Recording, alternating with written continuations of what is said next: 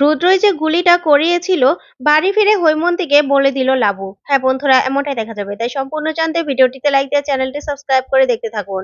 গল্পের শুরুতেই দেখা যাবে লাবুকে স্টেজে ডাকা হয়। তখনই লাবু স্টেজে আসে। আসার পরে ওইদিকে রুদ্র বারবার করে পিছন দিকে তাকাতে থাকে। তখনই ফুলকি খেয়াল করে মনে মনে বলতে থাকে, এ কি, জামাইবাবু বারবার পিছন দিকে কি দেখছে, কি দেখছে ওইদিকে। তারপর দেখা যাবে লাবু স্টেজে এসে মাস্টার মশাইকে প্রণাম করতে যায়। আর তখনই শুটার প্রথমে একটা গুলি করে। গুলি করলেই সেটা লাবুর গায়ে লাগে না, সোজা গিয়ে লাবুর ছবির গায়ে লাগে। তখনই সবাই অবাক হয়ে যায় আর ভয় পেয়ে যায়। তারপরে পুলিশ দেখতে থাকে যে কে শুট করছে। ওইদিকে রুদ্র ভয় পেয়ে যায় আর ঈশিতাও। ঠিক তখনই শুটার আরেকটা শুট করে। আর তখনই লাবুর হাতে গিয়ে লাগে। ওইদিকে পুলকি বলতে থাকে রোহিতকে, স্যার আপনি দিদিকে বাঁচান। ঠিক তখনই রোহিত এসে ছুটে ধরে ফেলে লাবুকে। আর লাবু সাথে সাথে অজ্ঞান হয়ে যায়। তখন অংশুমানরা গিয়ে সেই শুটারকে ধরে ফেলে। ধরলেও শুটারকে কিছুই বলাতে পারে না। তখন অংশুমান শুটারকে মারধর করে আর বলতে থাকে, বল, কে তোদের গুলি করতে পাঠিয়েছে বল। ঠিক তখনই শুটার নিজের গায়ে নিজে গুলি করে বসে। তখন অংশুমান পুলিশকে বলতে থাকে, ওকে বাঁচাতেই হবে, ওকে হসপিটালে নিয়ে যাও, যে করে হোক ওর মুখ থেকে জানতেই হবে যে কে এই কাজটা ওকে করতে বলেছিল। তারপরে দেখা যাবে সেই গুন্ডাটাকে হসপিটালে নিয়ে যায় পুলিশ। এদিকে দেখা যাবে মাস্টার মশাই এই কাণ্ড দেখে পুরো ভেঙে পড়ে। তখনই রুদ্র পিছন দিকে বারবার তাকাতে থাকে। তখন ফুলকি আবারও এই ব্যাপারটা খেয়াল করে। তখন ঈশিতা রুদ্রকে বলতে থাকে, রুদ্রদা, বারবার করে ওদিকে তাকিও না, চলো, লাবুদি গুলি খেয়েছে, চলো ওখানে যেতে হবে তো। তখনই রুদ্র আর ঈশিতা দৌড়ে লাবুর কাছে আসে। এসে রুদ্র মাস্টারমশাইকে বলতে থাকে, মাস্টারমশাই, আপনি লাবুকে এত বড় একটা ঝুঁকির মুখে ফেলে দিলেন। এখন যদি লাবুর কিছু হয়ে যায় তখন মাকে গিয়ে কি উত্তর দিবেন আপনি? জবাব দিতে পারবেন তো মাকে? তখন এই কথা শুনে অবাক হয়ে যায় মাস্টার মশাই। ওইদিকে রোহিত ও রুদ্র দিকে তাকিয়ে থাকে। তারপরে দেখা যাবে ডাক্তারকে ডাক দিলে ডাক্তার বলতে থাকে, ইমিডিয়েটলি হসপিটালে নিতে হবে, গুলিটা জাস্ট গা ছুঁয়ে বেরিয়ে গেছে, তেমন কোনো ক্ষতি হয়নি, চলো চলো। তারপর রুদ্র রোহিতকে বলতে থাকে, সর, এখান থেকে এক্ষুনি সর। লাবু, লাবু। তারপরে লাবুকে কোলে তুলে নিয়ে হসপিটালে চলে যায় রুদ্র। ওইদিকে ফুলকি রোহিতকে বলতে থাকে, স্যার জামাইবাবুর কিন্তু আবার নাটক শুরু হয়ে গেছে, উনিই কিন্তু গুলিটা করিয়েছে, আমি নিশ্চিত, আমি দেখেছি ওনাকে এদিক ওদিক তাকাতে। তারপরে রোহিত অবাক হয়ে তাকিয়ে থাকে। তখন ফুলকি বলতে থাকে, জামাইবাবুর এই নাটকটা কিন্তু আমাদেরকে আটকাতে হবে। ওইদিকে মাস্টার মশাই থম মেরে দাঁড়িয়ে থাকে। তখন অংশু আসে, এসে বলতে থাকে, মাস্টার মশাই, ওই দিকের একটা বিল্ডিং থেকে গুলিটা করা হয়েছিল, একটা গুন্ডাকে আমরা ধরেছি, কিন্তু ও কিছু বলার আগেই নিজেকে শুট করে দিয়েছে, তাই ওকে আমরা হসপিটালে নিয়ে গেছি, ওর মুখ থেকে যে করে হোক সবকিছু জানতেই হবে। তখনই মাস্টার মশাই অংশুকে বলতে থাকে, ওর কাছে আমি যাব, আমি যাব, আমাকে জানতেই হবে এই সবকিছুর পেছনে কে আছে, কে আছে এই সবকিছুর পেছনে, আমাকে প্রমাণ জোগাড় করতেই হবে। তারপরে অংশুর সাথে মাস্টার মশাই চলে যায়। ওইদিকে দেখা যাবে লাবু হসপিটালে। তখনই লাবু সুস্থ হয়ে গেছে। তখন রুদ্র গিয়ে নাটক করতে থাকে আর বলতে থাকে, লাবু, তুমি নিজেকে এত বড় একটা বিপদের মুখে ফেলে দিলে কেন, কি দরকার ছিল তোমার রাজনীতিতে নামার, কে বলেছে তোমাকে, এত বড় একটা ঝুঁকি তুমি কি করে নিলে, কোনো কিছু না জিজ্ঞাসা করে এত বড় একটা সিদ্ধান্ত তুমি নিয়ে নিলে। তখন লাবু অবাক হয়ে রুদ্র দিকে তাকিয়ে থাকে। ওইদিকে ফুলকি, রোহিত সহ সবাই দাঁড়িয়ে আছে। তখনই সেখানে ঈশিতা চলে আসে। ওইদিকে ঝিনুকও দাঁড়িয়ে আছে। তারপরে সেখানে ডক্টর আসে, এসে বলতে থাকে, সরুন, আমাকে রোগীর সাথে কথা বলতে দিন। তারপর ডক্টর এসে বলতে থাকে, তোমার আর কোনো সমস্যা নেই তো?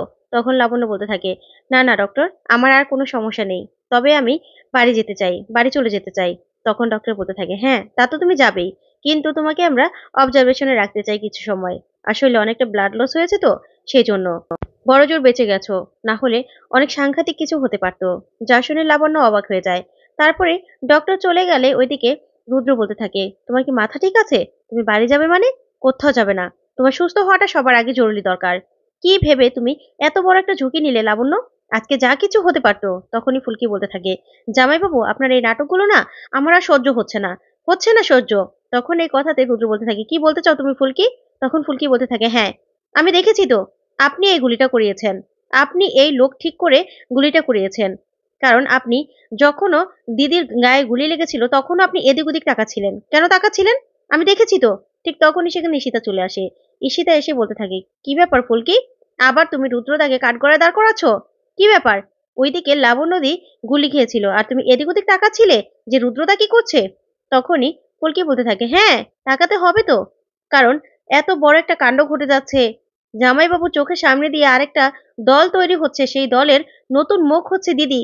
সেটা কি উনি এমনি এমনি দেখবে নাকি? তাই ওনার উপরে তো আমার নজর রাখা দরকার ছিল। নজর রাখছিলাম ওনার উপর, তখনই আমি দেখেছি। আর আমি তো স্যারকে এটা। তখনই রুদ্র বলতে থাকে, এই ফুলকি দাস, বেশি বাড়াবাড়ি করো না কিন্তু। তুমি সবার সামনে আমাকে ভিলেন তৈরি করতে যাচ্ছ। আবার ভিলেন তৈরি করতে চাইছো? কি চাও তুমি? কি চাও? তুমি লাবণ্য আর আমার সম্পর্কটা শেষ করে দিতে চাও? শোনো, এখনো না লাবণ্য আমার স্ত্রী।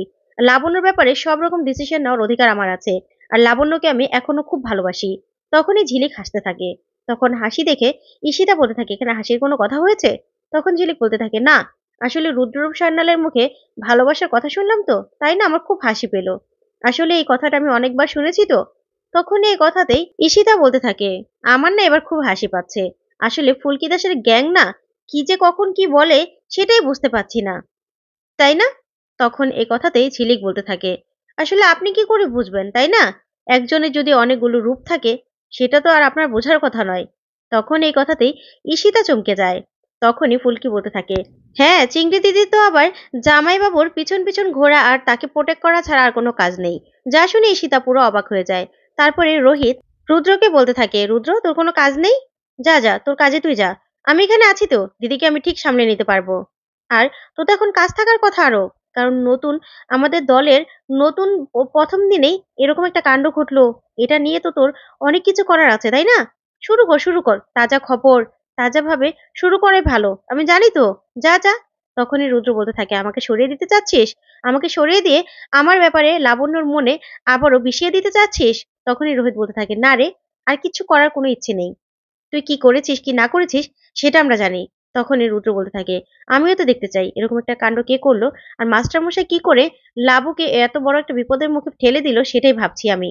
আচ্ছা ঠিক আছে, বাকিটা আমি দেখে নেব। বাকিটা মায়ের সাথে আমি দেখে নেব। তখন এই কথা বলেই সেখানে ঈশিতাকে নিয়ে রুদ্র চলে যায়। তারপরে ফুলকি বলতে থাকে, দিদি, তুমি আবার জামাইবাবুর কথায় ঘুরে যাবে না তো? তখন এই কথাতেই অবাক হয়ে যায় লাবু। তারপর দেখা যাবে পারমিতা আসে আর এসে বলতে থাকে, রুদ্রদাকে আমি বিলটা দিতে দেইনি, দিতে বারণ করে দিয়েছি। বুঝতে পেরেছিস? তখন ফুলকি বলে, একদম ঠিক কাজ করেছো। তারপর ধানু বলতে থাকে, আচ্ছা দিদি, তোর উপর রুদ্রদা এখনো কি করে এত অধিকার ফলায় বুঝতে পারছি না। তুই কি তার কথা শুনবি নাকি? তখন লাবু বলতে থাকে, না রে, আসলে তোদের কথায় আমার না রাজি হওয়াটাই ভুল হয়েছে। আমার মতো একটা সাধারণ মানুষের এত বড় একটা ডিসিশন নেওয়া উচিত হয়নি। আমাকে এত বড় একটা ঝুঁকি নেওয়া ঠিক হয়নি। আজকে আমার কিছু না হয়েও আমার বাবার গায়েও তো গুলিটা লাগতে পারতো তখন। তখন ফুলকি বলতে থাকে, না দিদি ভাই, তুমি একদম পিছপা হবে না। তুমি পিছপা হলে কিন্তু জেঠিমনির মান সম্মান একদম শেষ হয়ে যাবে। তাহলে এই রুদ্ররূপ সান্যাল জিতে যাবে। উনি কিন্তু ইচ্ছে করে এই কাজটা ঘটিয়েছে। আর উনি গুলিটা করিয়েছে। বুঝতে পেরেছো? হয়তোবা আমাদের দলটা টিকতে দেবে না সেজন্য, বা এই নতুন মুখে যদি গুলি লাগে, তাহলে এই দলটা পুরো শেষ হয়ে যাবে। এই দলের পাশে কেউ থাকবে না। সেই জন্যই উনি এই কাজটা করেছে। আমি জানি তো। কারণ বা কাউকে উনার বিরুদ্ধে দাঁড়াতে দেবে না। যা শুনে লাবণ্য পুরো চমকে যায়। তারপরে পারমিতা ওরা বলতে থাকে, ফুলকে একদম ঠিক কথা বলছে লাবু। তুই কিন্তু একদম পিছপা হবি না। ওইদিকে দেখা যাবে রুদ্র আর ঈশিতা হৈমন্তী গিয়ে হৈমন্তীকে গিয়ে যা নয় তা বুঝাতে থাকে আর বলতে থাকে, দেখেছো বাবা কত বড় একটা ঝুঁকির মুখে ফেলে দিয়েছিল লাবুকে।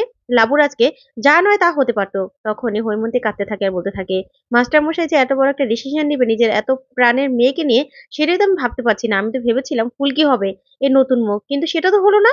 লাবুকে দাঁড় করিয়ে দিল। তারপরে ঈশিতা আর রুদ্র হৈমন্তের কানে বারবার করে ভিড় ঢালতে থাকে। ঠিক তখনই লাবুকে নিয়ে বাড়িতে সবাই চলে যায়। তারপরে হৈমন্তী লাবুকে বলতে থাকে, লাবু মা, তুই এসেছিস? তোকে আমি দেখতে হসপিটালে যেতাম, কিন্তু মাস্টারমশাই বলল ওখানে এতজন আছে, দরকার নেই তোমার গিয়ে ভিড় বাড়ানোর। আর লাবণও তেমন কিছু হয়নি। তোর কিছু হলে আমি নিজেকে কি করে ঠিক রাখতাম বলতো? তখন লাবু বলতে থাকে, মা আমি ঠিক আছি। তুমি একদম চিন্তা করো না, আমি ঠিক আছি। ঠিক তখনই রুদ্র আর ঈশিতা ভয় পেতে থাকে। ওইদিকে লাবু অবাক হয়ে রুদ্রর দিকে তাকিয়ে থাকে। তখন ফুলকিও রুদ্রর দিকে তাকিয়ে থাকে। তো বন্ধুরা, এবার কি তাহলে লাবু রুদ্রর মুখোশটা হৈমন্তীর কাছে খুলে দেবে? তোমাদের কি মনে হয়? অবশ্যই কমেন্ট করে জানাতে ভুলবে না। ধন্যবাদ।